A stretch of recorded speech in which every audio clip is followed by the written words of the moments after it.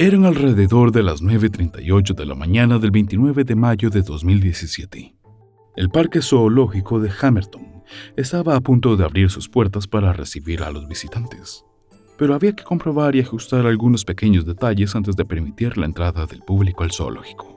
Rosa King, de 33 años, se dirigía hacia el recinto de los tigres. King era una cuidadora de zoológico con mucha experiencia, 13 años para ser exactos. En ese momento, King llevaba 8 años como jefa de la sección de carnívoros del zoológico, trabajando estrechamente con todo tipo de grandes felinos. Le encantaban los animales y estaba muy unida a ellos. Cuando uno de ellos moría, King sufría como si acabara de perder a un amigo. Rosa siempre se aseguraba de hacer cualquier cosa para ayudar a los animales a sobrevivir, pero también sabía que todos y cada uno de los felinos podían fácilmente dominarla y matarla. Por eso, Rosa King era muy consciente de la seguridad. No solo conocía todos los procedimientos de seguridad, sino que a menudo instruía a los demás sobre la seguridad en los recintos de los tigres. Una y otra vez reforzaba una idea muy importante: nunca entrar en ninguna parte del recinto felino si había un gran felino presente. Todo el mundo sabía que Rosa King era de fiar y se preocupaba mucho por la seguridad. Eso es quizás lo que hizo que los acontecimientos del día fueran aún más inexplicables y angustiosos. Si esto podía pasarle a alguien tan centrado, tan bien entrenado, quizás podía pasarle a cualquiera. Y como se vio después, podía haberle pasado, al menos en cierto sentido. Rosa King trabajaba duro. En verano trabajaba 45 horas semanales, con una semana laboral de 6 días. El horario de King había sido más ocupado de lo habitual para el 29 de mayo. El día de los truculentos sucesos había trabajado 9 horas y media extra. Aún más, King se había ofrecido voluntario para criar a mano un gatito perteneciente al zoológico, que había sido abandonado por su madre. Era propio de King sacrificar su tiempo libre para devolver la salud a un animal o garantizar su seguridad. La mujer había manifestado su interés por trabajar con animales desde que tenía solo 2 años, y había trabajado duro para haber cumplido su sueño. Ahora era la jefa de la sección de carnívoros del zoológico, y seguía tan entregada a su pasión como siempre. Por eso, Rosa King se pasó casi todo el mes de mayo del 2017 despertándose varias veces por la noche para dar de comer al gatito cerval. Aunque la mayor parte del tiempo se mostraba alegre, los compañeros de trabajo de King podían ver que la mujer estaba más cansada de lo habitual. Aún así, tenía trabajo que hacer, y sobre las 9:38 de la mañana del 29 de mayo de 2017, el trabajo era simple. Ella tenía que entrar en el recinto de los tigres y limpiar las ventanas. Sí, el tigre malayo, que vivía en el recinto, tenía la costumbre de orinar en las ventanas. Esto dificultaba la visión del felino por parte del público. Por eso los cuidadores del zoológico de Hamilton tenían que asegurarse siempre que las ventanas estuvieran limpias. El recinto de los tigres tenía un sistema de seguridad. Para entrar en él, los cuidadores tenían que seguirlo y asegurarse de que todas las piezas encajaban. En otras palabras, los cuidadores también eran personalmente responsables de su propia seguridad. Había 2 puertas que protegían el recinto, una puerta metálica de seguridad para tigres que conducía al prado y una puerta de madera con una valla de madera designada para mantener alejado al público.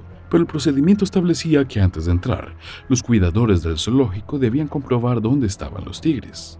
A continuación tenían que aislar a los tigres en una de las zonas alejadas del paddock, utilizando toboganes verticales para tigres tipo guillotina. Una vez colocados los toboganes, los cuidadores del zoológico tenían que comprobar si los toboganes estaban en su sitio antes de entrar finalmente en el paddock. Rosa King conocía muy bien el procedimiento y lo había realizado miles de veces sin ningún incidente. Pero esta vez, sin que la mujer lo supiera, las cosas fueron un poco diferentes. Lo que en esta última instancia marcó la diferencia entre la vida y la muerte. Rosa King entró en el prado como de costumbre. Dejó la puerta de madera abierta, como solían hacer los cuidadores. Después de todo, la puerta de madera no podía mantener a los tigres. Por eso había toboganes. Y por lo que Rosa sabía, el tobogán estaba en su sitio. Pero había un pequeño detalle del que la mujer no tenía ni idea. El tobogán estaba bloqueado en posición abierta. ¿Por qué? Nadie lo sabe con certeza. Es posible que la propia Rosa lo hubiera dejado abierto la noche anterior y luego no se diera cuenta el lunes 29 de mayo del 2017 por la mañana. Así que a pesar de reconocer el procedimiento, a pesar de conocer los riesgos y preocupaciones, la mujer de 33 años entró en el paddock, pasando la puerta de madera y pasando la puerta de metal. Eso indica claramente que ella no sabía que el tobogán estaba bloqueado en posición abierta. ¿Quién fue entonces a limpiar las ventanas? Por eso entró en el corral en primer lugar. Una vez que limpió las ventanas, era hora de irse. Abrió la puerta metálica, pero no llegó a salir del recinto porque fue entonces cuando Sisi, la tigre malaya que vivía en el recinto, la atacó. No hubo testigos del ataque, así que nadie puede saber con seguridad qué ocurrió exactamente. Pero sabemos que Rosa King se marchaba cuando el tigre golpeó el paño y el cubo que había utilizado para limpiar las ventanas se le cayó de las manos. Luego su cuerpo mutilado cayó sobre el frío y duro suelo. Rosa King estaba muerta. Con el cuidador del zoológico muerto, el tigre seguía siendo un peligro. Tanto la puerta de metal como la puerta de madera estaban abiertas. Sí se podía haber salido del recinto y haber causado más víctimas. Para entonces, las familias con niños ya habían sido admitidas en el zoológico. Por suerte, Sisi no salió del recinto, en gran parte por casualidad. Eran las 11 de la mañana.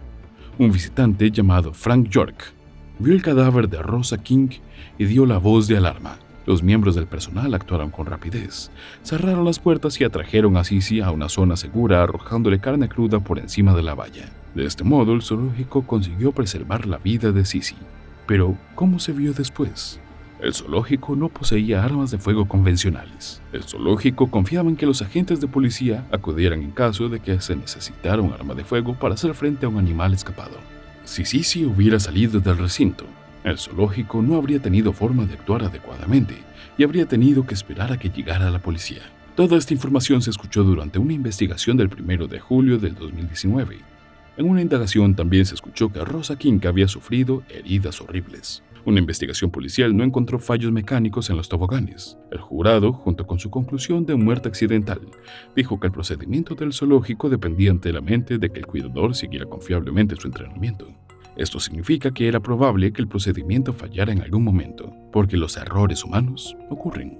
Andrea King, madre de Rosa King, pidió que la gente recordara a su hija por la persona que era y no por lo ocurrido. Recuérdenla por todo lo que hizo por los animales que tenía a su cuidado, por el apoyo que prestó a organizaciones benéficas de conservación y bienestar animal, por el amor que sentía por todas las criaturas y por el cariño y el apoyo que dio a su familia y amigos, dijo la mujer. Desde entonces, el zoológico de Hamerton Park ha modificado su procedimiento de seguridad para así no encontrarse con un indomable. Patricia Weman, 24 años, creía que había entrado en el trabajo de sus sueños. Había pedido trabajar en el bosque y reserva natural de Halliburton, en Ontario, Canadá. El trabajo era cuidar lobos grises de América del Norte. Cuando la aceptaron y la incluyeron en el equipo, estaba emocionada. Siempre le habían fascinado los lobos y trabajar con ellos iba a ser emocionante.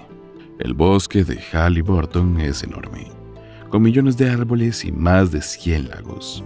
Ofrece al público viajes en la naturaleza canadiense. Es un bosque bien cuidado e incluye un centro de investigación y educación. Para enseñar a la gente sobre los lobos, construyeron un lugar para lobos e introdujeron su primera manada en 1993. Siempre han intentado mantener a los lobos lo más salvajes posible, permitiéndole actuar de casi manera natural. No hay interacción humana con los lobos, y los visitantes solo pueden verlos a través de un cristal. Solo ven a los humanos cuando se les da de comer. Patricia acababa de terminar su carrera en biología de la fauna salvaje en la Universidad de Guelph, Ontario. Cuando llegó para su primer día, su jefe le advirtió de los riesgos de trabajar con lobos. Los lobos habían estado en cautiverio toda su vida, pero no estaban acostumbrados a las personas. Eso es lo que la reserva quería. Los lobos podían moverse libremente por su espacio de 15 acres. Cuando el cuidador les daba de comer, los lobos se escondían. Eran tímidos, como los lobos salvajes. Se mantenían alejados de las personas y nunca habían dado razones para preocuparse demasiado. A Patricia le explicaron su trabajo, que incluía enseñar al público, dar charlas y cuidar de la manada de lobos. La llevaron al lugar de los lobos y le enseñaron dónde darles de comer. Al día siguiente, le pidieron que les diera de comer sola. Cuando Patricia abrió la puerta y entró, sintió algo extraño. Miró a su alrededor, pero no vio ningún lobo. Caminó con firmeza hasta el lugar donde había echado la comida. La dejó en el suelo, pero cuando se volvió para salir, vio que el lobo líder la estaba mirando. Su forma de pararse hizo que Patricia se preocupara. Se le puso la piel de gallina. No era tímido como los demás. Estaba mirando a este nuevo miembro del equipo. La estaba juzgando. Su actitud era rara y había algo en él que asustaba a Patricia. A Patricia se le erizaron los pelos de la nuca. Esa noche, cuando volvió a casa, le contó a su novio lo que había pasado en el día. Estaba muy emocionada con su nuevo trabajo, pero también mencionó su miedo al lobo líder. Pero Patricia no le dijo a su jefe sobre sus preocupaciones. Como era nueva, quizás no quería causar problemas. Quizás se equivocaba acerca del lobo. El equipo del centro nunca se había preocupado por él antes. Pero Patricia tenía razón. Había algo raro en el comportamiento del lobo. Algo había hecho que el lobo actuara diferente, y con su conocimiento y experiencia, Patricia lo notó. Al día siguiente, el 18 de abril de 1996, Patricia volvió a entrar en el espacio de los lobos. Esta vez no estaba allí para darles de comer. Los lobos solo comen una vez cada 5 días. Nadie sabe por qué Patricia entró sola ese día y nadie sabe exactamente qué pasó después. Pero el investigador Eric Klinkhammer llegó a la siguiente conclusión. Patricia abrió la puerta del espacio de los lobos. La puerta de metal hizo ruido detrás de ella, alertando a los lobos. Por alguna razón quería verlos en su espacio, pero no estaban cerca de la valla. El espacio estaba lleno de árboles caídos. Estaban esparcidos por el césped. Patricia caminó sobre ellos mientras buscaba a la manada de lobos. No había caminado mucho antes de encontrarlos. 5 grandes lobos adultos estaban tumbados en la hierba. Ya estaban mirando hacia Patricia. Ya la habían escuchado. Ya la habían olido. Cuando vieron a Patricia acercarse, se levantaron y aguzaron el oído. Patricia se quedó quieta. No sabía si enfrentarse a ellos o retroceder lentamente. Le habían dicho que normalmente se asustaban cuando veían a una persona en su territorio. Normalmente dudaban, pero hoy no. Mientras Patricia se quedaba quieta, los lobos avanzaban. Comenzaron a rodearla. Patricia estaba atrapada. Debió ser su miedo. Debió entrar en pánico cuando los vio acercarse.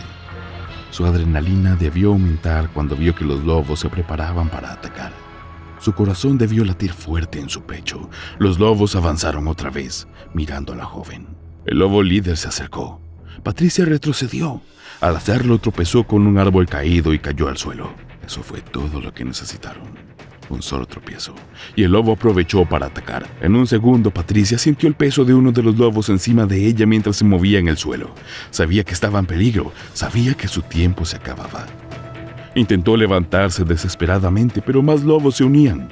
En un ataque frenético, los lobos la mordieron por todas partes, apretando sus dientes en sus piernas y brazos, tirando de ella en todas direcciones. Aquella noche, mientras la piel y los músculos se rasgaban, Patricia luchó valientemente. A pesar de su coraje, la ventaja era de los lobos. Cada uno de ellos pesando hasta 80 kilogramos, fuertes y poderosos, sus dientes afilados y mandíbulas construidos para vencer y destruir a sus presas, capaces de pulverizar huesos. Patricia se debilitaba con cada minuto. Trataba de proteger su cuello y cabeza. Ya no le quedaban energías para resistir. La sangre fluía en abundancia. Patricia perdió la vida aquel día. Solo era su 4º día en el empleo de sus sueños. Años de estudio la habían preparado para un trabajo como este, pero acabó de manera despiadada y trágica. Aquel atardecer, para su espanto y terror, 2 compañeros de trabajo de la reserva descubrieron el cuerpo sin vida de Patricia. Rápidamente contactaron a la Policía Provincial de Ontario, que acudió al lugar sin demora. 2 oficiales desenfundaron sus armas y penetraron en el recinto de los lobos. Al aproximarse al cuerpo de Patricia, notaron a los lobos vigilando. No se la habían comido. La habían mordido en algunas partes, pero la mayor parte del cuerpo estaba casi sin tocar. El ataque había dejado su ropa en jirones, y las numerosas marcas de mordiscos indicaban que al menos 5 lobos habían participado en el ataque, tal vez más. Al acercarse a los oficiales, un lobo bajó la cabeza, los miró fijamente y lanzó un gruñido profundo y amenazante, indicando que estaba protegiendo a su presa. Los oficiales notaron que otro lobo avanzaba. Lentamente, los lobos rodearon a los 2 policías, tal como habían rodeado a Patricia. Superados en número y sin tener claras intenciones de los lobos, los oficiales realizaron un par de tiros al aire. El ruido ensordecedor asustó a los lobos y los hizo correr. Los 2 oficiales escaparon del recinto y pidieron refuerzos. Cuando llegaron más oficiales al centro, 6 de ellos entraron en el prado para recuperar el cuerpo de Patricia. Lo hicieron sin incidentes. El experto Eric Klinkhammer sugirió que la razón por la que los lobos no se habían comido a Patricia era que tienden a evitar la comida desconocida. Sus conclusiones se basaban en más de 25 años de experiencia estudiando y trabajando con lobos. También tenía un vasto conocimiento sobre el comportamiento de los lobos y los ataques a humanos por parte de caninos salvajes y en cautiverio. Fue una tragedia que una mujer tan joven y apasionada perdiera la vida haciendo lo que amaba. Nunca sabremos por qué entró en el recinto de los lobos aquel día. Quizás, con toda inocencia, quería observar más de cerca su comportamiento. Pero donde hay depredadores, siempre hay peligro. Y en esta ocasión, se encontró sin quererlo con una manada indomable.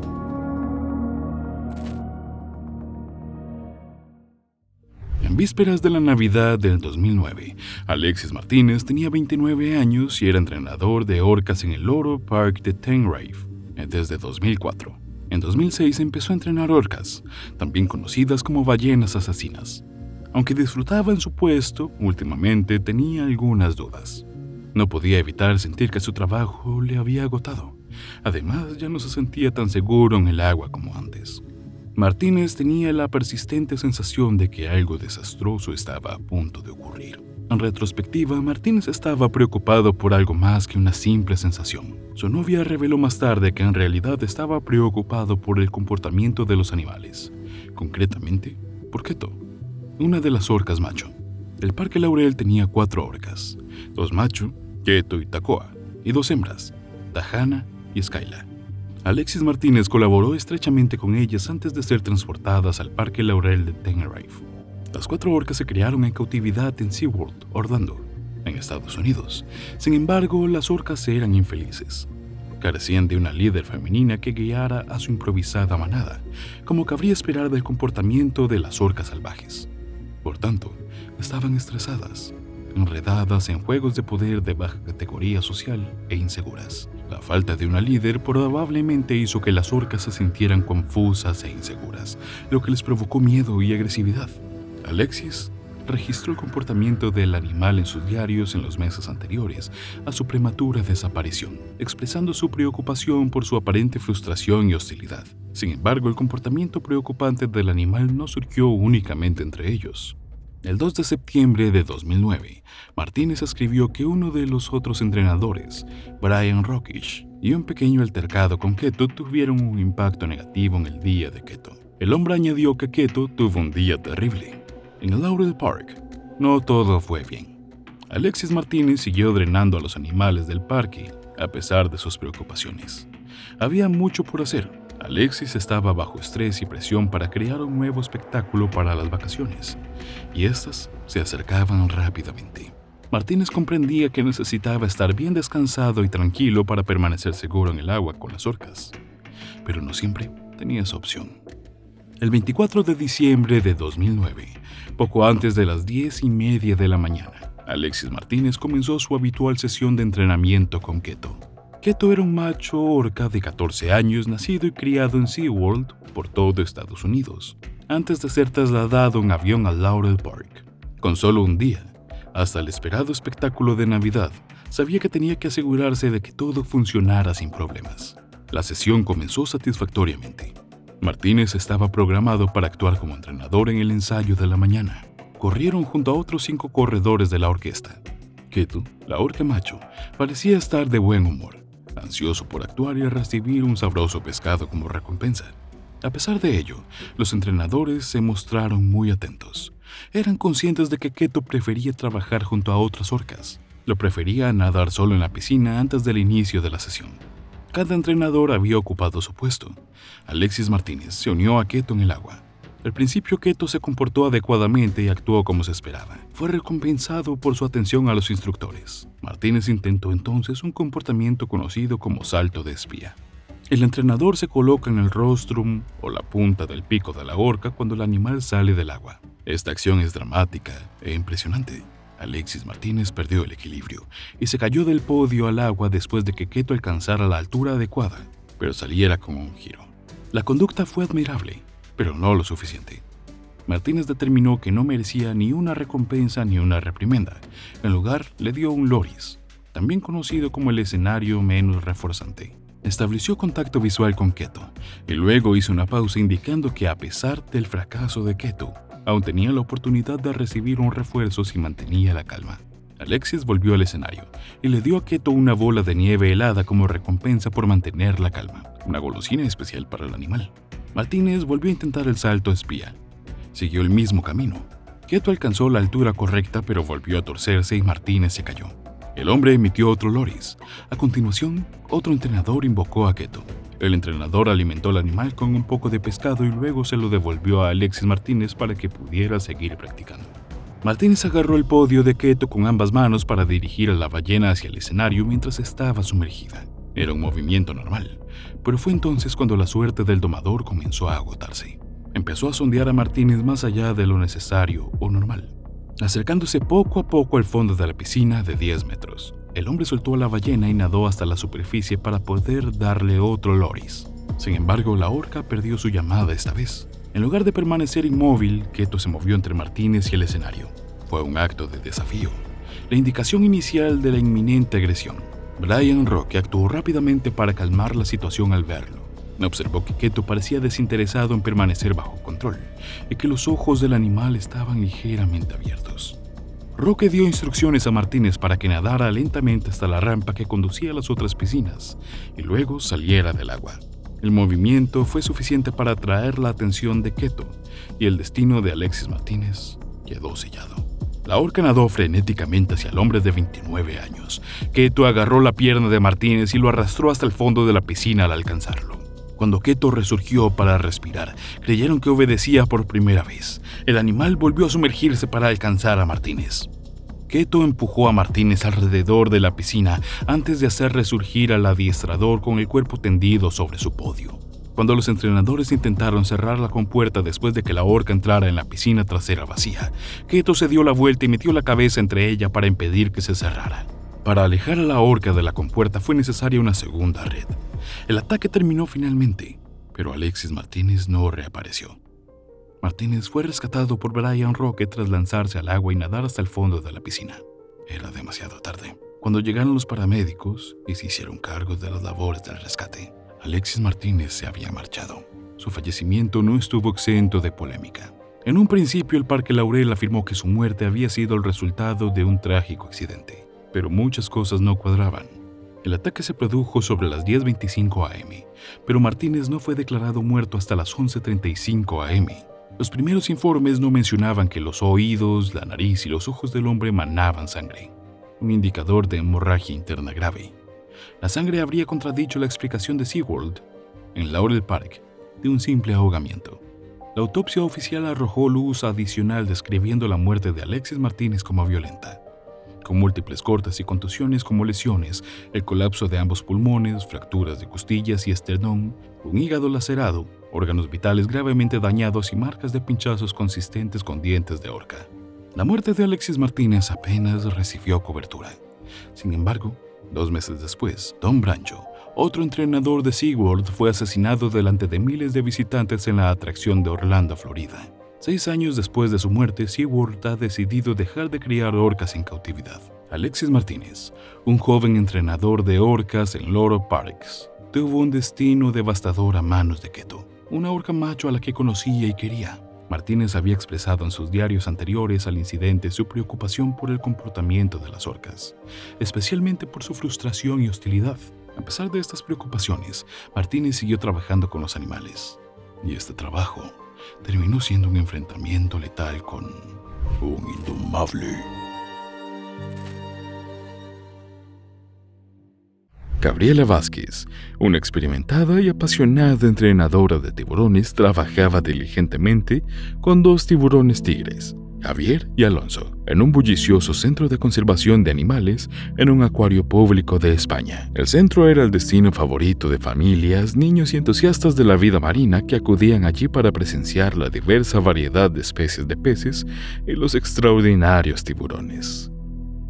Javier y Alonso, que eran criaturas típicamente dóciles, residían en un recinto separado diseñado para que los visitantes pudieran observarlos de cerca, mientras Gabriela los alimentaba y entrenaba. Estos inteligentes tiburones eran famosos por su receptividad a las órdenes de Gabriela. Javier era más receptivo a la música y Alonso a las formas. Intrigados por su comportamiento, los expertos visitaron el centro para estudiar a los tiburones y explorar la posibilidad de cambiar la percepción pública sobre los peligros asociados a esas criaturas incomprendidas. Un fatídico día, Gabriela se enteró de un espectáculo de alimentación de tiburones en vivo con Javier y Alonso, programado para el día siguiente. Entusiasmada para mostrar su capacidad para obedecer órdenes y mantener su carácter amable, Gabriela llegó temprano al trabajo para asegurarse de que los tiburones estuvieran listos para el gran acontecimiento. A medida que avanzaba el día, crecía la expectación entre los visitantes, deseosos de presenciar la extraordinaria exhibición de adiestramiento de tiburones. El espectáculo comenzó con Gabriela de pie sobre una plataforma. En medio del recinto lleno de tiburones, los espectadores estaban embelesados viendo a los tiburones adiestrados. Javier y Alonso siguen las órdenes de Gabriela con precisión y gracia. Sus movimientos eran hipnóticos y el agua parecía cobrar vida, mientras los tiburones nadaban con gracia por ella. Con el tiempo, Gabriela se había compenetrado con los tiburones que habían llegado a confiar en ella y respetarla.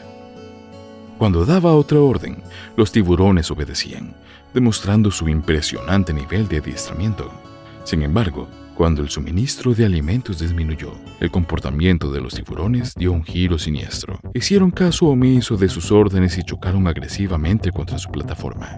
El público contuvo la respiración cuando Gabriela sospechó que el hambre había provocado el cambio. Con una sensación premonitoria, se acercó a un cubo de comida situado en el perímetro de la plataforma. Pero antes de que pudiera reaccionar, perdió el equilibrio y cayó al agua, aterrizando directamente sobre Alonso. La conmoción y el horror del movimiento fueron palpables, mientras el público observaba incrédulo el repentino giro de los acontecimientos. Fue como si el tiempo se detuviera mientras Gabriela se enfrentaba a la realidad de la situación, intentando comprender lo que estaba ocurriendo.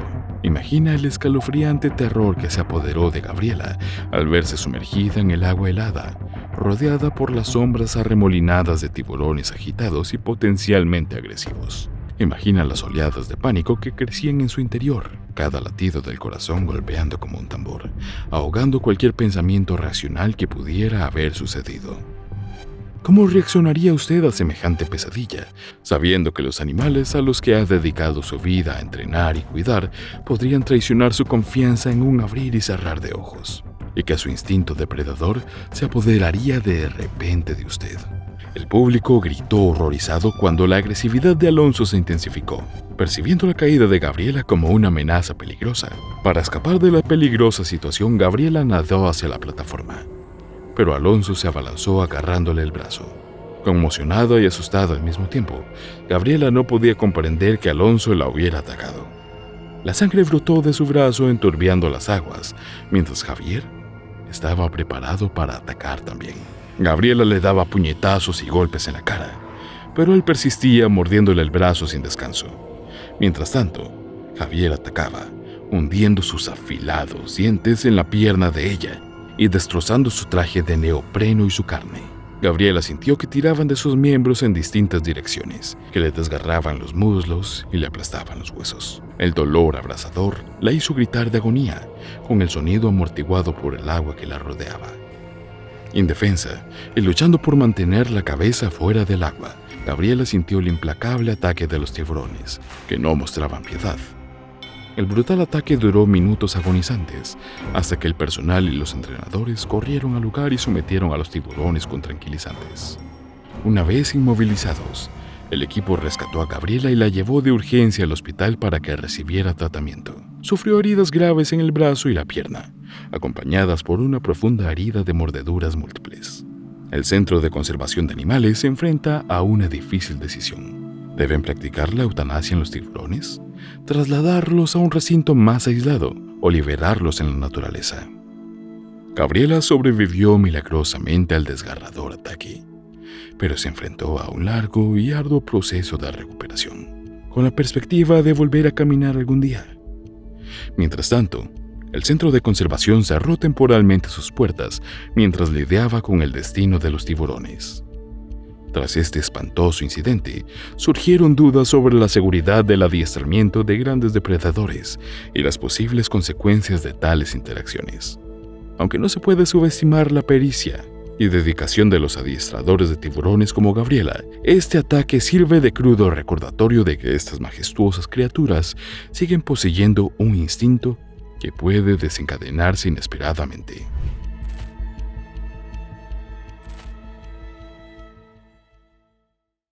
Los leones, majestuosas criaturas conocidas como los reyes de la selva, habitan en las vastas sabanas de África. Su pelaje dorado y sus ojos penetrantes los convierten en un espectáculo impresionante. Son seres poderosos que imponen respeto a todos los que los rodean. Sin embargo, un gran poder conlleva una gran responsabilidad, y los leones no son la excepción. Son cazadores feroces, con mandíbulas capaces de triturar huesos y músculos, y tienen la velocidad de un rayo. Pero al ser animales salvajes, su comportamiento puede ser impredecible y representar un peligro para los humanos. Esto quedó trágicamente demostrado en 2013, cuando Diana Hansen, una joven becaria de un santuario en California, fue atacada por un león. Aunque estos animales salvajes merecen precaución y respeto, deben ser tratados con cuidado. Es por eso que los leones suelen estar en condiciones de seguridad estrictas, con un equipo de 2 o 3 personas encargadas de alimentarlos y proporcionar a los cuidadores equipos especiales de seguridad y protección. Diana Harrison, una becaria de 24 años en el Cat Haven Conservation Park de Dunlap, California, comprendía la importancia de la seguridad al trabajar con estas magníficas criaturas. Desde muy joven quedó fascinada por los animales, especialmente aquellos con una fuerza excepcional como los leones, tigres y leopardos. De niña dibujaba a estas criaturas y colgaba sus dibujos con orgullo en la pared, soñando con cuidar de ellos algún día. Su amor por los animales creció con el tiempo. Era una estudiante independiente que trabajaba a tiempo parcial para seguir sus intereses. Ahorraba dinero para visitar varios parques ecológicos y de conservación, donde se sentaba en vehículos de safari para maravillarse con los animales salvajes. Estaba destinada a dedicar su vida al cuidado de los animales. Después de graduarse de la Universidad de Western Washington, obtuvo una beca de 6 meses en el Cat Haven Conservation Park. Estaba emocionada por tener la oportunidad de trabajar con grandes felinos y cumplir su sueño de infancia. Durante su estadía en el parque, publicaba numerosas fotos en Facebook acariciando y cuidando a los animales, compartiendo su felicidad por su trabajo soñado. El 7 de marzo de 2013, un enorme día con cielo azul y brisa fresca, Diana Hansen, una becaria de 24 años, realizaba sus tareas diarias con entusiasmo. Había un león macho de 5 años que llegó al parque cuando solo tenía 8 semanas y se había convertido en su favorito. Fue criado con cuidado para ayudar a preservar su especie, que se encontraba en peligro de extinción debido a la pérdida del hábitat y los conflictos humanos.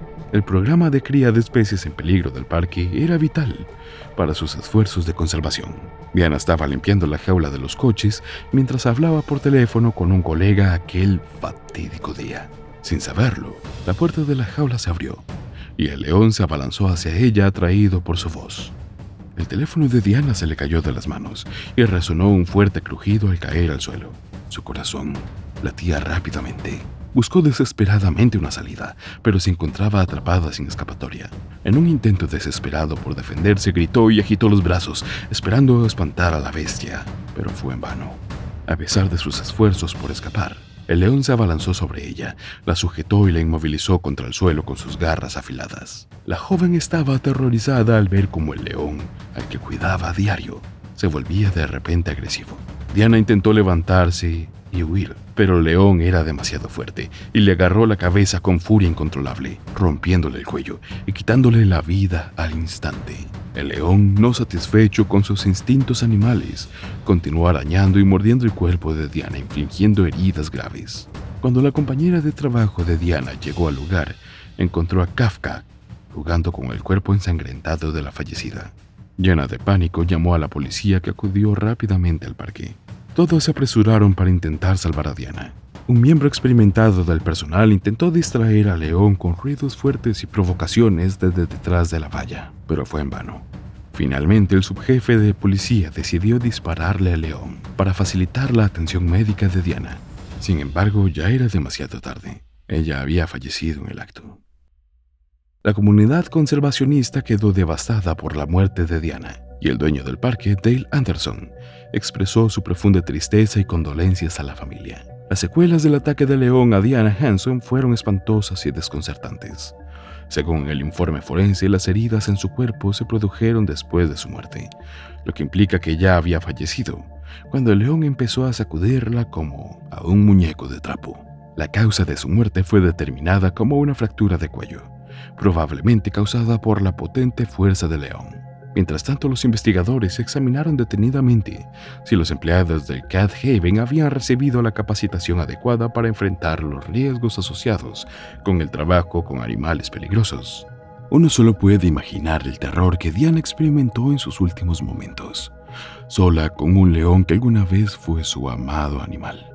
A pesar de haber sido criado por humanos desde temprana edad, los instintos salvajes del león se apoderaron de él, llevándolo a atacar a su presa. Este desgarrador incidente resalta los peligros de trabajar con animales salvajes, incluso aquellos criados en cautiverio. Tras el ataque, las autoridades examinaron el cuerpo del león en busca de sustancias que pudieran haberlo alterado o vuelto agresivo. Las pruebas revelaron que no tenía problemas alimentarios ni había sido expuesto a ningún estimulante. Las acciones del león fueron impulsadas únicamente por su instinto animal. Diana Hanson, una joven apasionada por la conservación de los felinos, murió de manera trágica, dejando a sus amigos y familiares consternados. Según Paul Hanson, abogado de la zona de Seattle, Diana se había sentido decepcionada porque no se le permitió ingresar a los recintos de leones y tigres del zoológico. El propietario, Dale Anderson, afirmó que existía protocolos de seguridad, pero se negó a hacer comentarios debido a la investigación policial en curso. Cuando hay leones, Anderson es la única persona autorizada a entrar en el recinto. A pesar de la tragedia, Anderson quiere asegurar al público que el zoológico tiene un historial de seguridad impecable. De hecho, desde el trágico incidente de 1998, no ha habido ningún otro incidente en el zoológico. Es evidente que el legado de Diana vivirá como resultado directo de su inquebrantable compromiso con la protección de estas magníficas criaturas. Las muestras de apoyo de la comunidad brindaron consuelo a los amigos y familiares de Diana. Tras su fallecimiento, numerosos dolientes asistieron a su funeral para expresar su pesar y el respeto por su vida y su trabajo. Aunque la pérdida de Diana es incalculable, su legado perdurará en los corazones y las mentes de todos aquellos que tuvieron el privilegio de conocerla y amarla. Su dedicación inquebrantable a la protección de los animales nos sirve de ejemplo. Nos impulsa a disfrutar cada momento y a perseguir con determinación las cosas que nos apasionan. Los seres queridos y amigos de Diana pueden encontrar consuelo sabiendo que pasó sus últimos días haciendo lo que más amaba antes de su muerte prematura, antes de enfrentarse a lo indomable.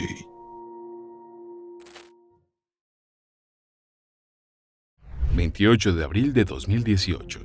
Mike Hutch dirigía una visita a su santuario de grandes felinos para un grupo de turistas en Marrakech, Predator Center. Hutch conducía el león móvil por el parque de la forma en la que un hombre de 72 años lo había hecho cientos de veces antes.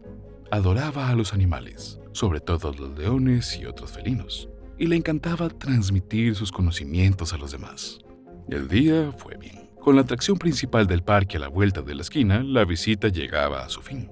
Hutch sabía que lo que estaba a punto de suceder era el punto culminante de esta aventura guiada. Sabía que los turistas iban a disfrutar de lo lindo. Sudáfrica ha adquirido cierta fama por sus cacerías de leones. Para los que querían acercarse a los animales y matarlos por deporte, el Marrakech Predator Center era un cambio de ritmo bienvenido. el bebé de Mike Hutch, el trabajo de su vida, y uno de sus mayores sueños era el centro de depredadores de Marrakech. Hutch había sido una vez un simple comerciante en su Inglaterra natal. Su mujer trabajaba como peluquera y es propietaria de una tienda. Sin embargo, la pareja deseaba más. Así que Mike y Chrissy Hutch, junto con sus 2 hijos, se trasladaron a Sudáfrica en 1999. Solo tenían un objetivo en mente: hacer realidad el sueño de Hutch de vivir entre leones. En 2023, la pareja fundó un proyecto de conservación de leones en una granja a unos 18 kilómetros de una ciudad minera de la provincia de Limpopo. Los Hutch crearon el Marrakech Predator Center 7 años después. En 2010 no se permitía la caza en la zona. En su lugar era un destino para que los turistas vieran la vida salvaje en su hábitat natural. La misión del parque era simplemente ofrecer una experiencia divertida, segura y educativa de la vida salvaje de la zona. El parque albergó a una docena de grandes felinos en 2018, incluidos leones blancos, guepardos y 2 tigres de Bengala, incluso más. Según el sitio web del parque, los felinos pueden alojarse en tiendas de safari y oír rugir a los animales. Los chacales llaman y las hienas ríen. Sin embargo, llamó más la atención de los entusiastas de la vida salvaje y la excursión en león móvil del parque. Mike Hutch conducía el camión lleno de turistas por el santuario, guiando él mismo la visita. El recorrido era ideal para los turistas que querían acercarse a los grandes felinos sin acercarse demasiado. En el sitio web del santuario hay más información sobre la visita en el león móvil. Te garantizo que Shumba saltará y te mirará a los ojos. También se sienta en el techo del camión cuando atravesamos el campamento. Era una gran promesa y Mike Hutch siempre estuvo dispuesta a cumplirla. En abril de 2018, los turistas del día estaban todos en el camión, a salvo detrás de una cueva. Esto permitía a los turistas encontrarse cara a cara con los leones sin miedo a que les hicieran daño. Encima de la jaula había gallinas. Las había colocado allí para llamar la atención de Shamba y tentarla a subir a lo alto de la cueva. Shamba era un león de 10 años al que Hutch había criado y alimentado con biberón él mismo. Eran viejos conocidos. No obstante, Hutch era consciente de que los animales eran peligrosos e intentó mitigar los riesgos como pudo. Las gallinas hicieron su trabajo. Una vez que el león estuvo dentro del recinto, Shamba apareció de la nada. Se subió a lo alto de la jaula y empezó a dar de comer.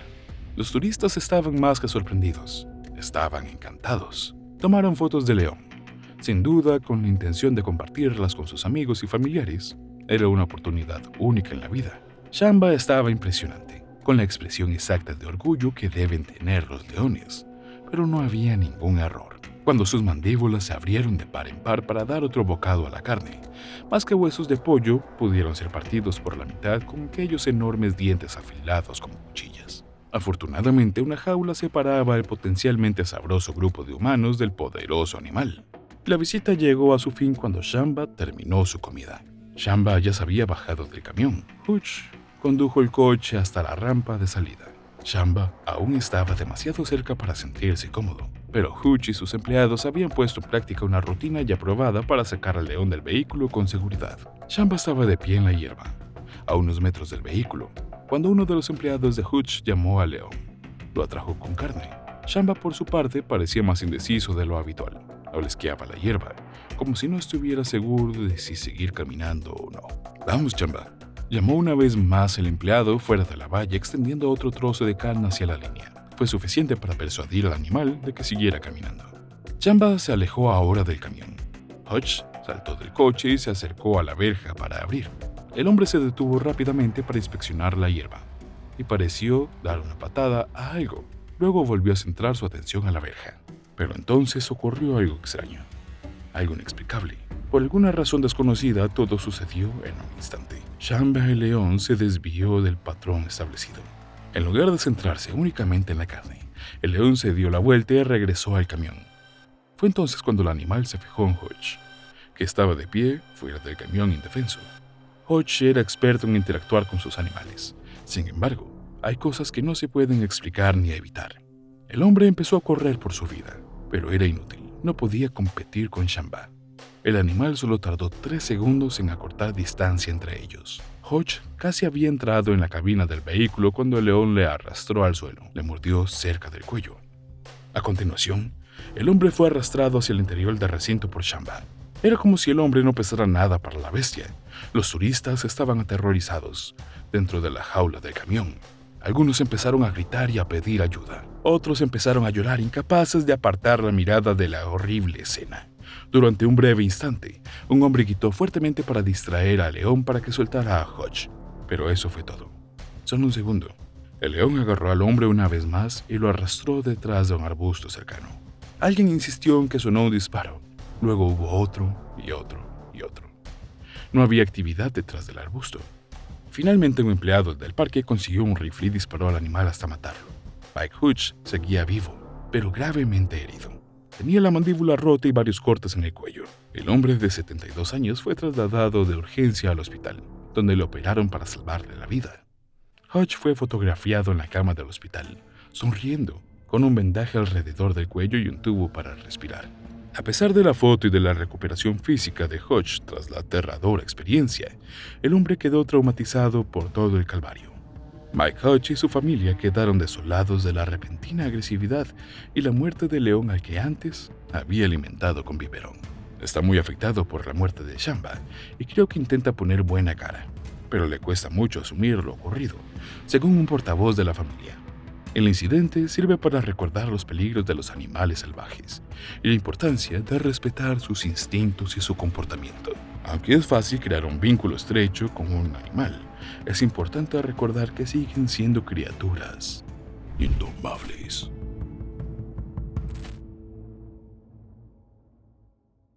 Todo eso quedó sin importancia el día 24 de febrero de 2010, cuando fue asesinada por una de las orcas a las que había aprendido a conocer y querer.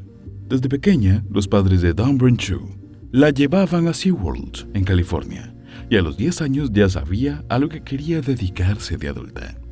Observar a Shamu, la orca más famosa del planeta, ejecutando una de las rutinas de SeaWorld fue suficiente para convencer a la pequeña de que quería dedicarse a trabajar con animales. Mejor aún, quería trabajar con orcas. Las orcas son únicas en el mundo. No hay otros animales como ellos, de manera literal. Pertenecen a la familia de los delfines oceánicos. Son la única especie de género Orcicus. Son de las criaturas marinas más reconocibles, con sus cuerpos de apariencia elegante, con dibujos en blanco y negro y sus aletas dorsales.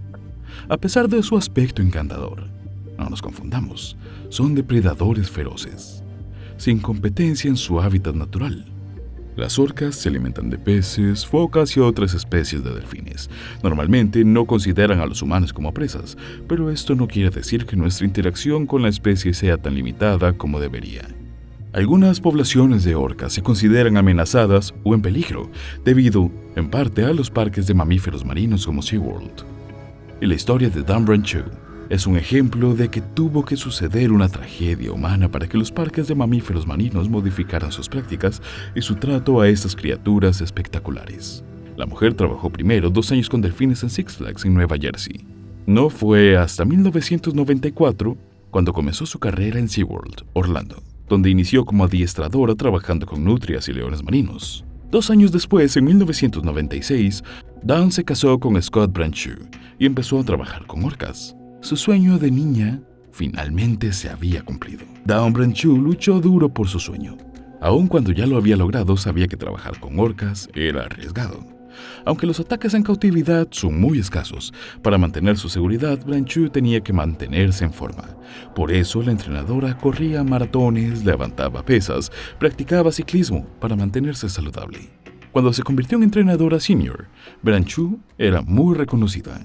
Participó en numerosos espectáculos públicos de SeaWorld, convirtiéndose prácticamente en la imagen de SeaWorld. Los anuncios publicitarios de Orlando mostraban a Dawn Brancheau realizando actos con sus amadas orcas. Sus espectáculos atraían al público como ningún otro. Las diversas maniobras que ejecutaba junto con los poderosos animales divertían a chicos y a grandes. En 2010, Dawn Brancheau ya era conocida como una de las adiestradoras de orcas más famosas del mundo. A sus 40 años, Brancheau seguía tan comprometida con su trabajo como siempre. Ver a la mujer de 1 metro con 70 centímetros hacer que las enormes orcas la obedecieran era asombroso, y el público disfrutaba con sus espectáculos. Uno de los espectáculos más populares ofrecidos en SeaWorld en 2010 se llamaba Cena con Shamu. El concepto era sencillo. Los visitantes disfrutaban de una comida mientras se entretenían con una actuación de adiestramiento de orcas. Después del espectáculo, los visitantes también podían ir al área de observación y tomar algunas fotos de las orcas. Aunque el chamú original murió en 1971, SeaWorld registró el nombre y lo utilizó para varios espectáculos. De hecho, varias orcas del parque han llevado ese nombre a lo largo de los años. La tarde del 24 de febrero de 2010, Dan Brancheau tenía previsto realizar un espectáculo de cena con chamú. Su compañero de trabajo para ese día era Tilikum Chamú, una orca macho de 27 años que pesaba alrededor de 12,000 libras y medía 23 pies. Brancheau había actuado con Tilikum muchas veces antes, y ambos tenían una relación estrecha a pesar del historial de agresividad de la orca hacia los humanos. En 1991, cuando Tilikum ya llevaba 8 años en cautividad, ahogó junto con otras 2 orcas a un entrenador en Sealand of the Pacific, en Vancouver. En 1991 se cobró la vida de un hombre que al entrar en SeaWorld fuera de horario, fue hallado muerto sobre el lomo de Tilikum. Pero Brancheau y la orca habían desarrollado lo que se llamó un vínculo estrecho a lo largo de los años. Según las palabras de John Hargrove, principal adiestrador de SeaWorld, la unión entre Tilikum y ella era inigualable, y ella aún más apegada a él. Parecía que Tilikum tenía un cariño profundo por Brancheau, y ella definitivamente sentía lo mismo por la orca. Sin embargo, este vínculo iba a ser probado el 24 de febrero de 2010. La presentación había empezado bien. Tilikum había seguido las instrucciones y había ejecutado todos los trucos adecuadamente. Brancheau no estaba sola con la orca. La norma era que siempre hubiera al menos un observador presente, alguien que pudiera activar una alarma y lanzar una cuerda o red al estanque si alguna vez la orca atacaba a un entrenador. Ese día de la semana, Brancheau estuvo acompañada por 2 observadores, Jan Topoleski y Lynn Schaber. La presentación transcurrió sin incidentes y concluyó sin problemas. Después del show, Brancheau solía pasar un rato con las orcas antes de permitir que los visitantes se acercaran a tomar fotos de los animales. Fue durante este momento cuando todo tomó un giro desastroso. La mujer de 40 años estaba interactuando con la orca cara a cara, y luego ocurrió algo que dejó horrorizado al público. Para Jan Topoleski, parecía que el largo cabello de Dan Brancheau se había deslizado en el agua directamente en la boca de Tilikum. Brancheau se esforzó por liberar su cabello de la boca de la orca, pero Tilikum tenía reputación de ser posesivo. No le gustaba soltar sus juguetes. Mientras Topoleski y otros observaban cómo la ballena atrapaba a Brancheau por el cabello, otros testigos insistieron que la orca había agarrado realmente a la mujer por el brazo, independientemente de qué versión era correcta. No había dudas de lo que sucedió después. Tilikum arrastró a Brancheau al agua, sumergiéndola debajo. Forcejeó durante un tiempo y la orca metió a la mujer en su boca. Pocos segundos después se pudo ver a Brancheau intentando alcanzar la superficie, pero Tilikum contraatacó. Golpeó a Brancheau, pero ella se mantuvo firme. Una vez más la orca golpeó a Brancheau y poco después comenzó a nadar bajo el agua con Brancheau en la boca. El animal estaba agitado, nadaba de manera errática. El personal trató de restablecer el control golpeando el agua, pero Tilikum parecía haber olvidado su adiestramiento. En lugar de obedecer, respondió violentamente, cada vez más alterado. Finalmente, 30 minutos después, cuando Tilikum ya había comenzado a atacar, varios trabajadores de SeaWorld lograron dirigir a la orca a una piscina más pequeña.